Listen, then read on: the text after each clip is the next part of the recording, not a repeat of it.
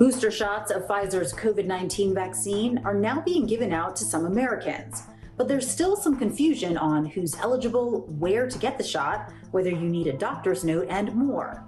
CNN's Mandy Gaither has some things you need to know about boosters. Cool mornings, hot coffee, cozy sweaters. Are you dreaming of fall yet?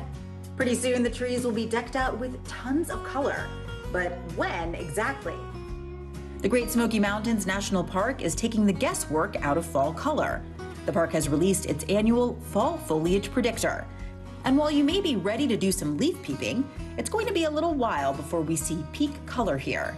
Raleigh's trees should peak around mid-October, but of course you'll start seeing those leaves change a few weeks before that. If you can't stand to wait that long, head for the Great Smoky Mountains, where premium leaf peeping starts in mid to late September. The higher the elevation, the earlier those leaves turn. So autumn lovers, put on those hiking boots and head for the mountains. No one likes to be stuck in traffic, but a new study has some comforting news for those of us experiencing road rage. It could be worse, a lot worse. In fact, according to the experts at Wallet Hub, it actually couldn't be too much better. Charlotte ranks as the 14th best city in the entire nation for drivers. Our relatively low cost of vehicle maintenance gives us a leg up on the competition, though we don't score nearly as well on infrastructure. Still, not too shabby, right? If you're wondering what city to steer clear of, that's Oakland, California. Drivers there get terrible safety ratings, and to add insult to injury, they pay more than anyone else to maintain their vehicle. No wonder they have road rage. Just months after resuming Saturday hours, the DMV is ending them again to reduce the spread of COVID-19. Raleigh, Durham, and Huntersville each had one location with Saturday hours, but none of those will be open on weekends anymore. Officials say since Saturdays were walk-in only, they could get very crowded. And many times, workers came from other towns to staff Saturdays, making the spread of COVID-19 more likely. The DMV is encouraging residents to check and see if they can complete their business online before visiting an office. You can see that web address on your screen. If you do need to visit, you can make an appointment up to 90 days in advance. Getting a COVID-19 test should be free to anyone with health insurance, but some New Yorkers are getting a little sticker shock when they open the mailbox.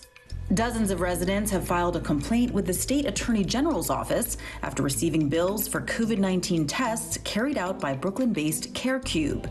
Most patients say they've received a bill for around $100 months after getting swabbed, despite Congress mandating health insurers to cover all costs for a COVID test. CareCube says the bill is for a pre-test screening to ensure you're healthy enough to get tested, although most patients say that never happened.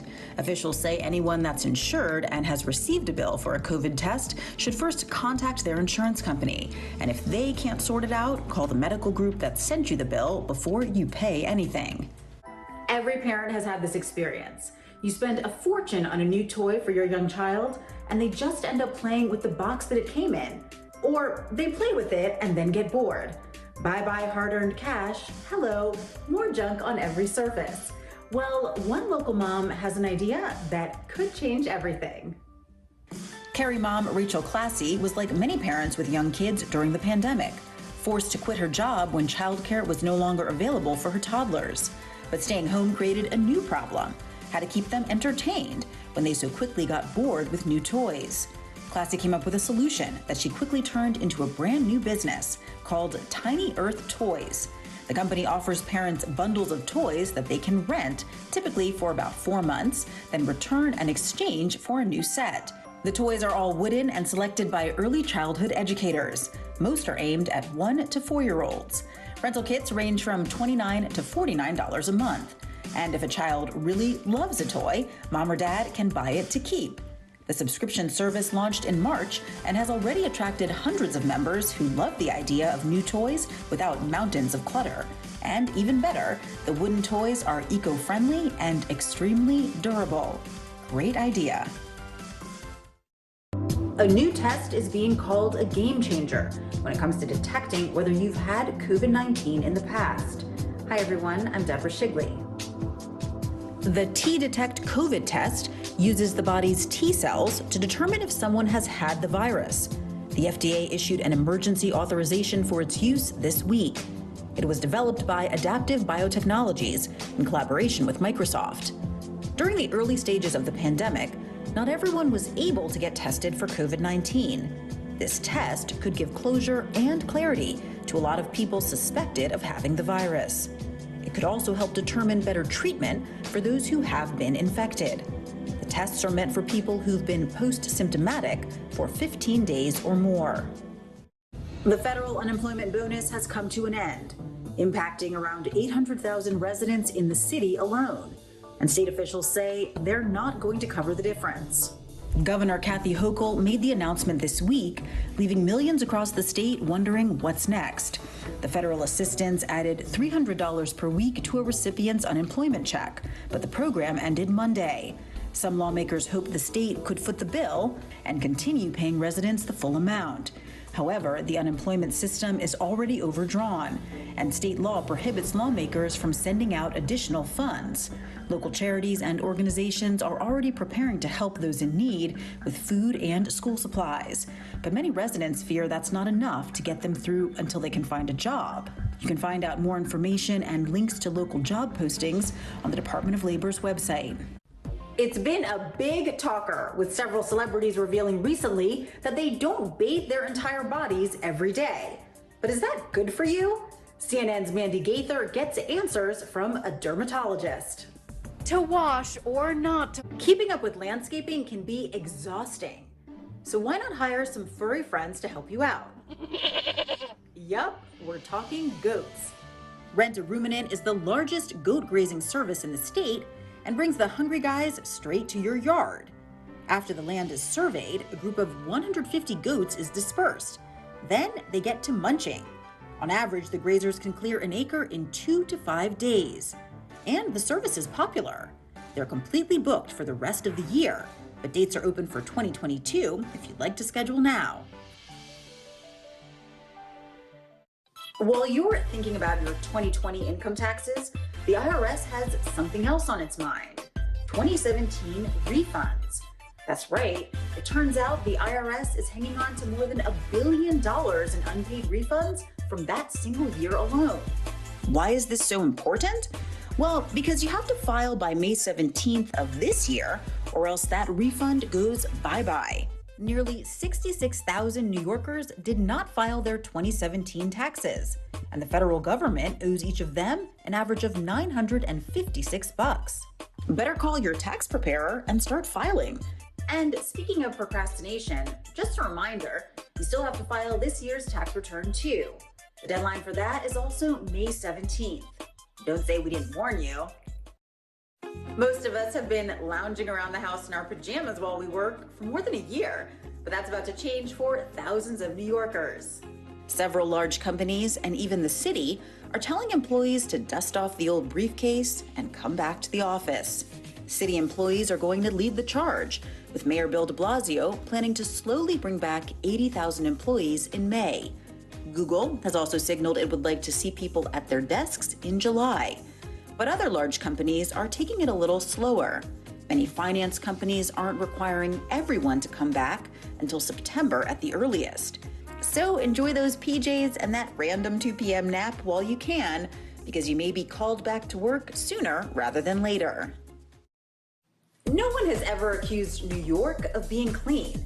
In fact, the city has a reputation for being absolutely disgusting, and it's having a hard time turning it around. So Mayor Bill de Blasio is stepping up efforts to clean the city and is forming a cleanup corps. 10,000 new employees will be hired for the team. The cleanup corps will focus on beautifying public areas, removing graffiti, and tending to community gardens. His Honor says they'll target 33 neighborhoods that have been impacted by COVID-19 and budget cuts to the Department of Sanitation. What's better than dinner with Cowboys legend Emmitt Smith? Living in his former home, of course. The former running back's 10,000 square foot home is for sale. The price? $2.2 million in honor of his number 22 jersey number. And if you buy the home, you'll get to sit down to have dinner with Smith. The 5-bedroom house features 2 offices, a 4-car garage, and a movie room. It was built in 1995 and sits on 1 acre of land. Being a vegan or vegetarian is not what it used to be. From fine dining to fast food, there are more options than ever. But where you live can make a big difference when it comes to good eats. Our friends over at Wallet Hub ranked the best and cheapest cities for vegans and vegetarians. They examined 16 key metrics, including cost of groceries for vegetarians, the share of restaurants serving meatless options, and salad shops per capita. Here in Dallas, we landed right in the middle at number 50. We rank average for affordable and diverse food options, with the vegetarian lifestyle here dragging us down. So where's the best place to live that plant-based life? Portland, Oregon took the top spot on the list. Meanwhile, San Bernardino, California came in last. But the good news for everyone is that plant-based food options are slowly becoming more affordable thanks to new technology and increased demand. Friday, October 1st is World Vegan and Vegetarian Day. So here's to all you herbivores out there. Enjoy your special day. Secretary of State Antony Blinken is set to testify next week on the U.S. withdrawal from Afghanistan. According to the Senate Foreign Relations Committee's website, Blinken will testify before the committee on Tuesday, September 14th. Blinken is the only witness currently scheduled for the hearing. The U.S. has drawn international criticism over the chaotic withdrawal from Afghanistan. And still, America's work in Afghanistan is not over. On Sunday, the White House said there are still roughly 100 U.S. citizens in Afghanistan, and officials are working to get them out. The national eviction ban is being lifted at the end of the month, which will impact millions of renters. It turns out only a small portion of the billions of dollars in federal housing assistance has reached those who need it most. CNN's Jen Sullivan has a closer look at what's being done to help people stay in their homes. COVID-19 canceled Comic-Con 2020, but organizers are planning a triumphant return this October. That's right, New York's largest cultural convention is coming back to the Javits Center October 7th. Organizers say it will mostly be in person, but you're going to have to follow some health and safety guidelines. That means you'll either have to be fully vaccinated or test negative for COVID-19 within 72 hours of the event. And you're probably going to have to figure out how to incorporate a mask into your outfit, because even our favorite superheroes need to be safe. You can find out more information online at themetaverse.com. Large numbers of students are not returning to the classroom, even as more schools reopen for full-time in-person learning. That's according to a survey released by the Biden administration. The findings reflect the confusion over whether it's safe to reopen schools during the pandemic. According to the data, nearly 46% of public schools offered 5 days a week of in-person learning to all students in February, but just 34% of students were in the classroom full-time. The gap was most pronounced among older K-12 students, with just 29% of 8th graders getting 5 days a week of learning at school. You may recall, the president set a goal of having most elementary schools open 5 days a week in his first 100 days. Whether they're dunking basketballs into hoops or cookies into milk, this partnership is a winner. The Dallas Mavericks are teaming up with the Girl Scouts of Northeast Texas. The team has announced it will invest $50,000 each year for the next 3 years to support the troop. Specifically, the money will be used to work on diversity, equity, and inclusion within the Girl Scouts program. Mavericks CEO Cindy Marshall says these Girl Scouts are the leaders of the future, and through this partnership, we're amplifying that. And while inclusion has been a core part of the group since 1912, CEO of the Northeast Texas troop Jennifer Bartkowski says it's escalated over the past year. This partnership will also bring the region's first ever Black History Month patch. These were awarded last month, when 1,400 girls accepted the challenge to discover the history and contributions of African Americans.